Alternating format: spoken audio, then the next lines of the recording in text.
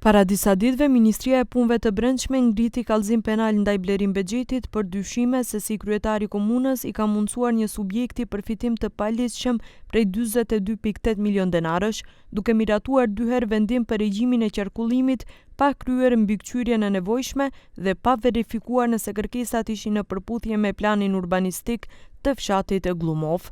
Në një konferencë për media, Bexheti mohoi akuzat, duke thënë se sipas ligjit për këtë çështje kompetente është komuna e Sarajit dhe se ekziston dokument zyrtar i nënshkruar nga ministri i atëhershëm Blagoja Boçfarski që e vërteton këtë.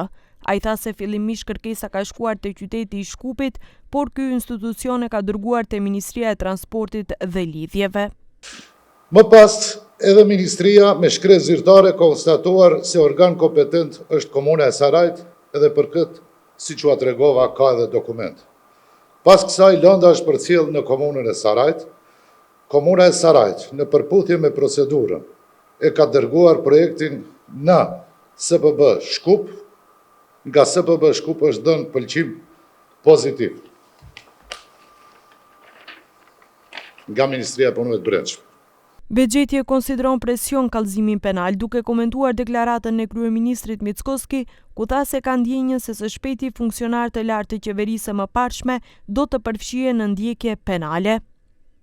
Kur një kallëzim paralajmërohet me ndjenja, se kryeministrin e kemi me ndjenja, paraprakisht nga politika dhe më pas realizohet nga institucionet, atëherë nuk kemi të bëjmë me drejtësi, kemi të bëjmë me presion.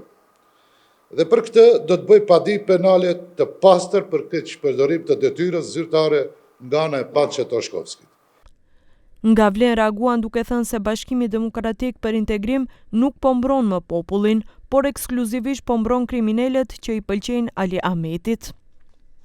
Reqica e vogël është në gjendje paniku klinik, sepse Bashkimi Demokratik për Integrim nuk mbron më popullin, por ekskluzivisht mbron kriminalët që i pëlqejnë Ali Ahmetit. Derisa institucionet më në fund po e zbërthejnë nyën kriminale shumëvjeçare, kjo parti po i kthehet konfigurimit të saj të vetëm të fabrikuar për hapjes së lajmeve të rreme dhe shtirjes si viktimë politike. Më herët ka pasur edhe një kallëzim penal ndaj Blerim Bexhetit dhe 7 të tjerëve për keqpërdorim detyre në komunën e Sarajit nga Drejtoria e Policisë Financiare.